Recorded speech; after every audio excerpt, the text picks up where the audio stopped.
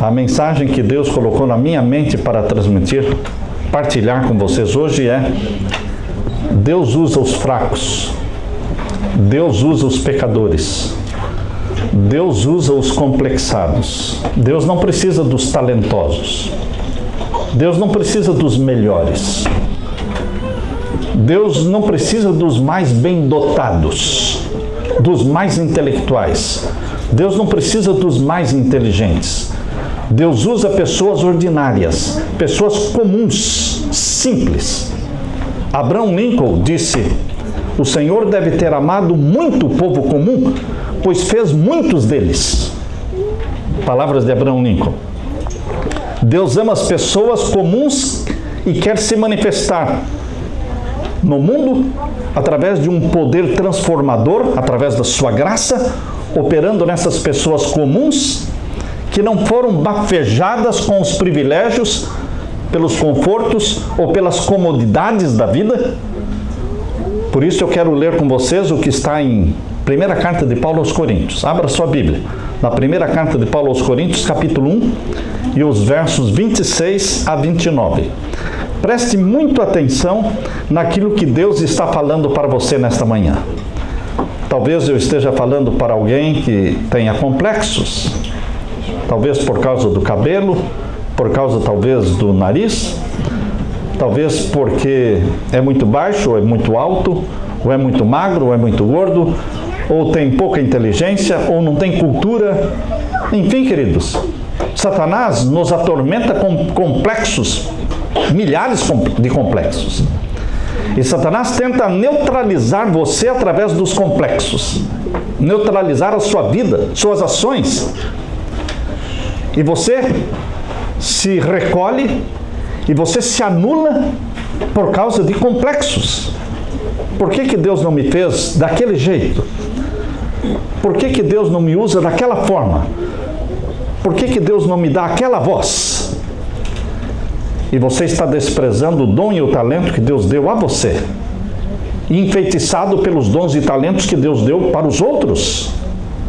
Por isso, queridos, prestem atenção no que está escrito na primeira carta de Paulo aos Coríntios, capítulo 1, e os versos 26 a 29. Vamos ler. Porque vede, irmãos, a vossa vocação, ou seja, o seu chamado, que não são muitos os sábios segundo a carne. Deus chamou muitos sábios, poderosos? Não. Não são muitos os sábios segundo a carne, nem muitos os poderosos, nem muitos os nobres que são chamados. Mas Deus escolheu as coisas loucas deste mundo para confundir as sábias. Deus escolheu as coisas fracas deste mundo para confundir as fortes. E Deus escolheu as coisas vis deste mundo, as desprezíveis e as que não são, para aniquilar as que são. Para que Deus age desta forma? Verso 29 responde: para que nenhuma carne se glorie perante Ele. E o verso 31: para que, como está escrito, aquele que se gloriar, glorie-se no Senhor. Deus escolhe os fracos, Deus escolhe coisas desprezíveis, Deus escolhe pessoas que ninguém dá nada por elas. Deus escolhe estas pessoas, para que nestas pessoas se manifeste o poder de Deus e que a glória seja de Deus. Deus escolheu um Moisés que era pesado de língua, gago. Deus escolheu apóstolos que eram simples pescadores, sem cultura, sem estudo. Deus os escolheu. Deus também quer escolher você, meu querido irmão, quando os detratores, quando os inimigos dos cristãos, pagãos, desdenhosamente clamavam que os membros da igreja cristã primitiva vinham de uma ralé. Os pagãos diziam assim: esses cristãos, eles vieram de uma ralé da sociedade, vieram dos escravos, dos plebeus, dos operários. A igreja cristã respondia orgulhosamente dizendo: nisto está revelado o poder divino. Deus podia tomar os mais humildes membros da sociedade e, pelo poder da cruz, torná-los pessoas nobres. Deus poderia pegar, e fez isso, pegou ladrões e ímpios, coletores de impostos, e tornou-os pessoas honestas. Deus pegou escravos que adquiriam nova dignidade como membros da família da fé. Embora o Evangelho se tornasse particularmente apelativo para os humildes, que encontravam no Evangelho uma nova digna personalidade, o Evangelho atraía também pessoas intelectuais de alto nascimento, os quais deram à primitiva igreja cristã a dignidade e o prestígio da sua adesão. É assim, queridos, que tem sido ao longo dos séculos, e é assim hoje. É fácil para o pobre, que pouco tem, aceitar a Jesus, porque tudo é lucro para ele. Ele não tem nada mesmo. Mas Deus escolhe o pobre e Deus escolhe o rico, que tem muito a renunciar.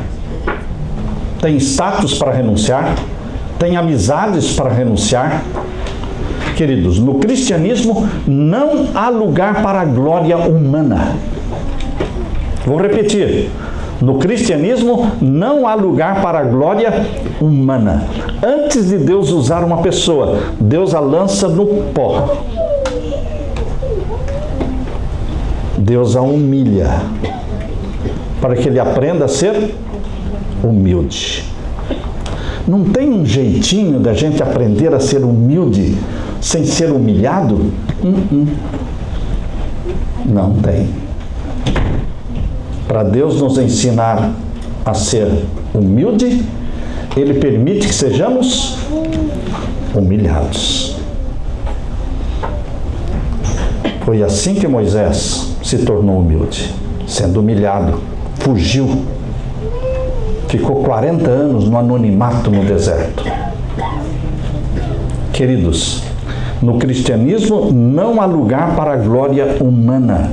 Na família de Deus, todos os grandes feitos são um reflexo do poder de Deus atuando no elemento humano, que voluntária e prazerosamente se submete à influência do Espírito Santo de Deus. Deus poderia ter escolhido para ser o pai da fé um homem que tivesse assim muitos filhos, mas não, ele escolheu um homem já idoso de uma mulher estéril que nunca tinha tido um filho. Queridos, por que Deus fez assim? Para mostrar que Ele é o poderoso, Ele é quem pode todas as coisas. Ele faz as coisas impossíveis. Aquele que se gloria no Senhor, diz o verso 31 que nós lemos aí, primeira carta de Paulo aos Coríntios, capítulo 1, verso 31, aqui diz para aquele que se gloria, glorie-se no Senhor. Na religião de nosso Senhor Jesus, a saúde, a cultura, o intelecto, a nobreza do nascimento, o QI, quociente de inteligência, a formação teológica, a nobreza, nada valem. Nada valem. Deus faz tudo com aqueles que não têm nada disso. E faz também com aqueles que têm. Mas primeiro, faz com que eles percam muita coisa. Porque Moisés tinha muita coisa de que se orgulhar. Ele era filho da filha do faraó. Ele foi preparado para ser comandante do maior exército do mundo. Daquele tempo, era o Egito, quem comandava o mundo. Ele foi preparado para ser o senhor do mundo. Deus teve que tirar tudo isso dele e ensiná-lo a cuidar de ovelhas. 40 anos no anonimato. Para então falar: Moisés, agora você está preparado para o trabalho que eu tenho para você. Aqueles que têm orgulho, cultura, muita informação, Deus tira bastante deles. E aqueles que não têm nada, Deus fornece o que eles precisam. Deus faz tudo em todos. No serviço de Deus, o importante, queridos, é a inteira consagração a Deus. Nosso Pai Celestial pode tomar fracos, doentes, incultos, pobres como sejamos, e nos tornar poderosos instrumentos nas mãos dele, para o benefício da sociedade. Muitas pessoas alimentam sonhos, dizendo assim: se eu tão somente tivesse saúde física, eu poderia fazer um grande trabalho para Jesus. E por que não faz? Doente como está? Por que não faz? Comumente eu ouço pessoas dizerem: pastor, se eu fosse rico, eu compraria essa igreja sozinho. Que pena que nenhum rico fala isso. Todos que falam são pobres, porque o rico não pensa assim. E se você pobre fosse rico, você também não estaria falando isso. Queridos, Deus quer nos usar do jeito que nós estamos. Deus não quer que você compre a igreja para Ele. Deus quer que você seja fiel no mínimo, fiel no pouquinho. Muitos vivem se iludindo, dizendo a si mesmos: se eu tivesse o curso de teologia, eu faria uma grande obra para o Senhor. Se eu tivesse o dom de pregar, se eu tivesse o dom de cantar, ou quando eu voltar para o Brasil, eu vou fazer uma grande obra para Deus. Não. Deus te usa do jeito que você está, onde você está. Aqui é o teu campo de ação. É aqui que Deus quer usar você. Pare de sonhar com o futuro e viva o presente. Faça alguma coisa por Jesus agora. Faça alguma coisa por alguém agora, hoje. Com o que você tem. Com o que você tem, com o que você é. Deus usa as pessoas onde elas estão, na condição em que estão. Deus tem alcançado maior sucesso com pessoas desprovidas de riquezas, desprovidas de saúde física, pessoas que eram até mesmo cegas e aleijadas. Deus as usa. O apóstolo Paulo, abra a sua Bíblia agora, na segunda carta de Paulo aos Coríntios. A vida de Paulo é um exemplo para mim e para você. Veja o exemplo que ele nos deixou na segunda carta de Paulo aos Coríntios, capítulo 12, e os versos 7 a 10. Chama a nossa atenção que Paulo era doente. Paulo. A tradição diz que Paulo era bem baixinho, talvez 1,5 m, 1,55 m, bem baixinho, careca, vesgo, perna torta. Nada poderia fazer com que Paulo fosse mais feio do que ele era. Mas ele era uma pessoa culta, estudada. E Deus, queridos, disse para Paulo: eu quero usá-lo do jeito que você está, do jeito que você é. Mas, Senhor, eu tenho um probleminha na minha vista que eu não posso ler direito. Desde aquele momento em que ele se converteu na estrada de Damasco, lembram-se vocês que ele perdeu a visão, ele ficou cego, e depois, com a oração de Ananias, ele recuperou a visão. Mas quando ele recuperou a visão, ele não recuperou da forma como era antes.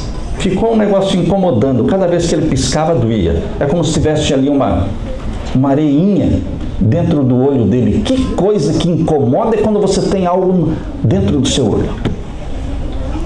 E ele pediu 3 vezes: por favor, Senhor, me cura, Senhor, me cura. Eu ressuscito mortos, eu curo milhares de pessoas e eu sou doente. Percebam? Vejam o que Deus respondeu para Paulo. Segunda carta de Paulo aos Coríntios, capítulo 12, versos 7 a 10. Paulo mesmo disse: para que me não exaltasse, ele entendeu o propósito de Deus, para que eu não me exaltasse pelas excelências das revelações, porque Deus se revelou muito a ele, foi-me dado o quê? O espinho na carne. O espinho na carne, na vida de Ellen White, foi a pedrada no nariz que ela levou. Achatou o nariz dela. Achatou. Deformou o rosto dela. Ela, escrevendo sobre isso, ela disse: Deus tirou de mim todas as vaidades femininas. Palavras de Ellen White. Deus tirou de mim todas as vaidades femininas. Com aquela pedrada que deformou o rosto de uma forma que o pai, quando voltou de viagem, não conheceu a filha. Passou pela filha na calçada e não conheceu a filha. Deus tirou de Paulo também suas vaidades. Através do espinho, né? Na carne. Existem espinhos que Deus tira. Outros espinhos Deus diz: não, deixa aí. Não precisa tirar. Você só precisa da minha graça. Você só precisa da minha graça. Isto basta. Vejam o que Paulo disse aqui. Para que não me exaltasse pelas excelências das revelações, foi-me dado um espinho na carne, a saber, um mensageiro de Satanás, para me esbofetear, a fim de não me exaltar. Acerca do qual 3 vezes orei ao Senhor para que se desviasse de mim. Ele estava pedindo o quê? Cura. Cura-me, Senhor. E o verso 9. E disse-me: a minha graça te basta, porque o meu poder se aperfeiçoa na fraqueza. De boa vontade, pois, me gloriarei nas minhas fraquezas, para que em mim habite o poder de Cristo. Pelo que sinto prazer nas fraquezas, nas injúrias, nas necessidades, nas perseguições, nas angústias, por amor de Cristo, porque quando estou fraco, então eu sou forte. Paulo entendeu o plano de Deus para a vida dele. Será que você já entendeu o plano de Deus para a sua vida? Ou você está esperando por algo? Deus te fez. Deus te capacitou. Pode ser que você não tenha 4, 5 talentos, mas no mínimo um você tem. Não existe ninguém na terra que não tenha pelo menos o quê? Um talento. E não podemos ficar esperando pelo segundo, pelo terceiro. Nós temos que usar o talento que temos. E ele se multiplica. No começo, quando eu tinha meus 7, 8 anos, nem falar direito eu falava tudo errado. Mas Deus me ajudou a falar. Depois, Deus me ajudou a cantar. Depois, Deus me ajudou a escrever. Os talentos, eles não se multiplicam sentado, ou assistindo televisão, ou balançando numa rede. Não. Os talentos não se multiplicam dessa forma. Mas se multiplicam através do quê? Do uso. Você usa, ele se multiplica. Ellen Gold Harmon, depois de casada, ficou conhecida como Ellen Gold White. Uma jovenzinha inculta, 3 anos de escola. Quantos anos? 3 aninhos de escola somente. Só aprendeu a ler e a escrever, só isso. Recebeu uma pedrada no nariz, quando tinha 9 anos de idade. Ficou tão fraca, se tornou tuberculosa. A tuberculose, naquele tempo, era a morte certa, naquele tempo. Ela não podia deitar para dormir, tinha que dormir sentada, porque se ela deitasse, ela não conseguia respirar. Foi impossibilitada de estudar, nunca mais pôde voltar para a escola, pobre. Ela trabalhava fazendo a copa do chapéu, sabe a parte de cima do chapéu? O pai dela era um chapeleiro, fabricava chapéu. E ela trabalhava colocando a copa do chapéu, a parte de cima. Ela ganhava 25 cents de dólar por dia. E guardava todo esse dinheirinho para imprimir folhetos falando da volta de Jesus. Mas Deus a chamou para um ministério que durou 70 anos. 70 anos como mensageira do Senhor. Escreveu mais de 50 livros e é a autora americana mais traduzida no mundo. Amém. Você já parou para pensar? Ellen Goldwhite é a autora, escritora americana mais traduzida no mundo. Amém. O que Deus faz quando pega uma pessoa inculta, impossibilitada, doentia e a usa? Porque a glória toda é dele. Deus quer fazer isso com você. Do jeito que você está. Ela recebeu mais de 2.000 visões e sonhos. Agora, quero falar para você sobre Ricardo Baxter. Ele nasceu em 1615 e morreu em 1691. Líder da igreja puritana na Inglaterra. Ricardo Baxter viveu afligido por várias doenças. Vivia à beira da morte, não tinha saúde. Todavia escreveu mais de 100 livros. Como pode? Uma pessoa que vivia à beira da morte, morre ou não morre? Já morreu fulano? Não. Mas escreveu mais de 100 livros. Eduardo Payson viveu de 1783 a 1827, um homem de oração de Portland, aqui no Maine. Sua popularidade foi tão grande que milhares no país, no século XIX, colocaram o nome nos filhos deles de Eduardo. Foi uma explosão de pais colocando esse nome de Eduardo, nos seus filhos, na metade do século XIX, em homenagem a Eduardo Payson. Ele foi uma pessoa sem nada de saúde, mas ele pregava o evangelho como um leão, e milhares de pessoas se converteram através das suas mensagens. Eu li também sobre Roberto Shane, viveu de 1813 a 1843, uma vida curta. Se bem que um esqueleto humano ambulante, ele abalou a Escócia com a pregação do evangelho. Eu li também sobre Philip Doddridge, viveu de 1702 a 1751, ou seja, 49 anos.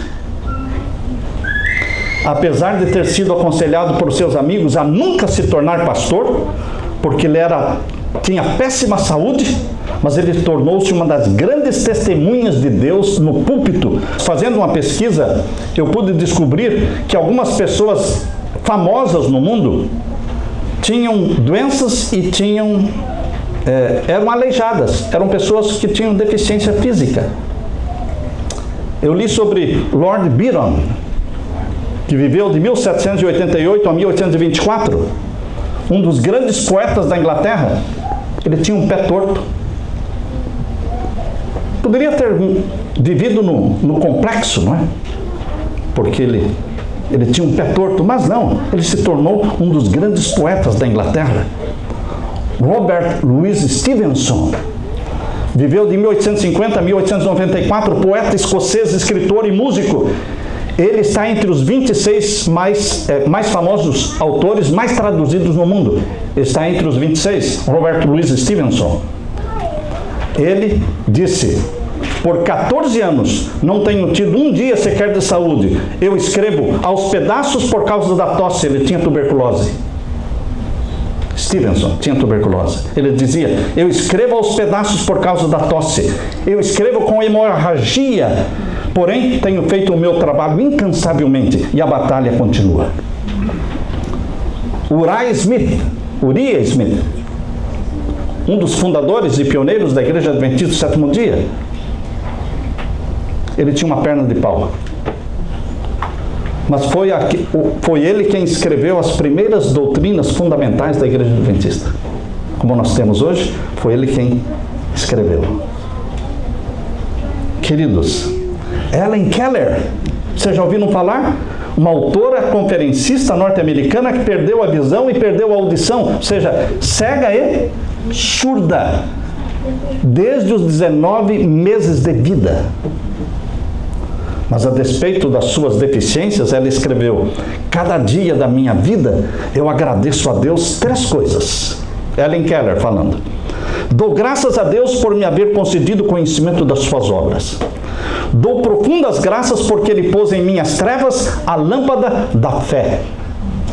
Profundíssimas graças porque tenho uma outra vida a ser aguardada, uma vida jubilosa de luz, flores, cânticos celestiais. Qual é a nossa atitude diante das deficiências físicas, dos complexos, das limitações que nós temos? Como é que você age? Você enterra o seu talento? Você condescende com a débil piedade de si mesmo? Será que eu estou falando para alguém aqui que tem dó de si mesmo? Pena de si mesmo? Quem tem pena de si mesmo não vai a lugar nenhum. Não faz nada. Não tenha pena de si mesmo.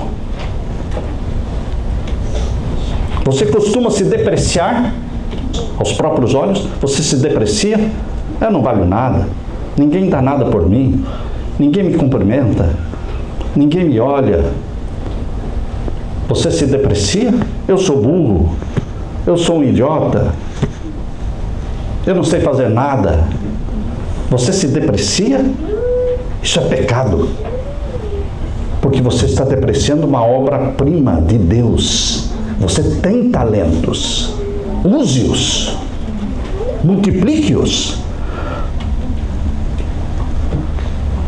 Quando você for tentado a reclamar da sorte, quando você for tentado a reclamar da vida, quando você for tentado a reclamar das aflições, das provações que estão duras demais, difíceis demais, pense naquilo que Jesus dirá para aqueles que simplesmente não fizeram nada, enterraram seu talento na terra. O que é que Jesus dirá para eles? Servo mau e negligente. Servo mau e negligente. Porque enterraste o teu talento. Por que não usaste o único talento que eu te dei? Ele teria dobrado? Triplicado? Pense também em quão mais pobre seria o nosso mundo hoje se não existisse um homem chamado John Milton. John Milton é o autor do livro Paraíso Perdido, best-seller no mundo. Porém, John Milton era cego. Thomas Alva Edison, graças a ele nós temos a luz. Foi ele o inventor da lâmpada incandescente. Mas ele foi inventor também do fonógrafo e da máquina de filmar. Mas ele era surdo. Beethoven era surdo. O gênio da música. Estes homens poderiam ter vivido no complexo, uma vida se lamentando, reclamando, mas decidiram usar o quê? Os talentos que Deus deu. William Pitt, famoso parlamentarista na Inglaterra, ele colocava em linha o parlamento inglês com as suas muletas. Franklin Roosevelt, o único presidente americano que se elegeu 3 vezes. Foi eleito governador de Nova York, depois foi eleito nos presidente dos Estados Unidos por 3 vezes. Mas sabem quem era Franklin Roosevelt? Ele teve uma paralisia infantil, ficou paraplégico.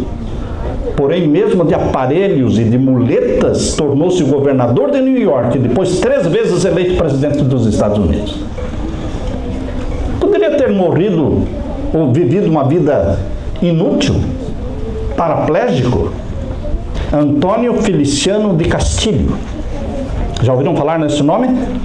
Antônio Feliciano de Castilho, um dos maiores clássicos da língua portuguesa. Desde a infância, era quase completamente cego. Mas foi ele quem traduziu os escritos de Virgílio e de Ovídio. John Bunyan, esquecido numa prisão lá da Inglaterra, 12 anos na cadeia, por amar a Jesus, por pregar o Evangelho. John Bunyan ficou 12 anos na cadeia, mas nesses anos na cadeia ele escreveu muitos livros, e o principal deles, ele escreveu o livro O Peregrino, que é o livro mais lido depois da Bíblia. Foi escrito nos 12 anos que ele esteve na cadeia. Queridos, eu não poderia deixar de mencionar agora Fanny Crosby. Fanny Crosby. Nós cantamos muitos hinos de Fanny Crosby, está no nosso hinário adventista. Todas as igrejas têm hinos de Fanny Crosby, todas. Porque ela compôs, sabem quantos hinos? 7.000 hinos. 7.000 hinos. Mas quem era Fanny Crosby?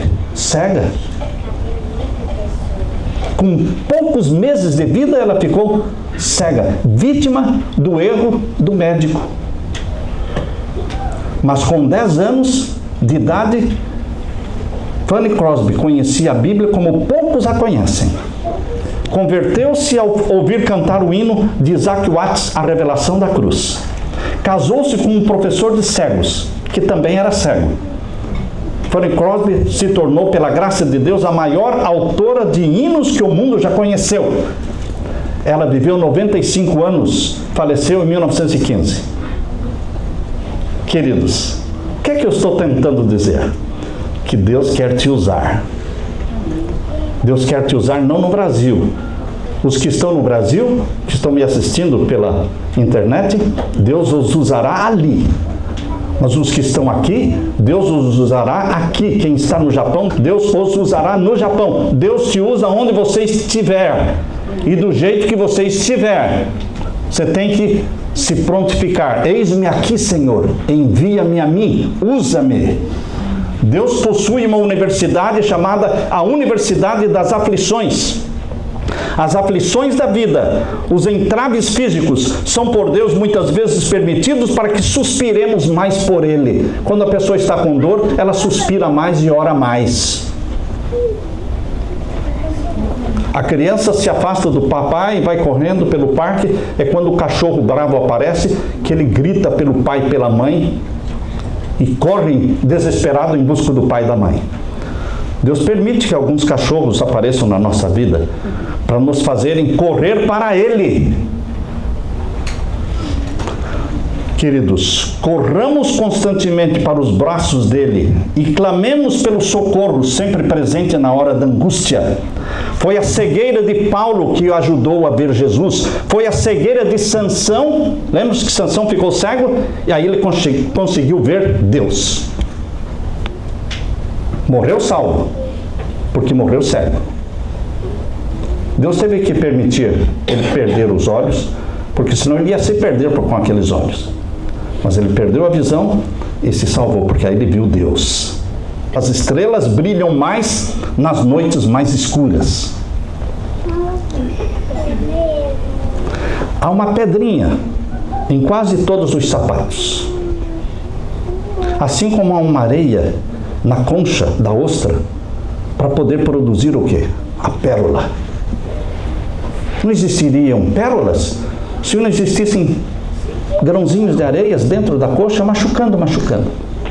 Mas ela vai cobrindo com um líquido chamado nácar.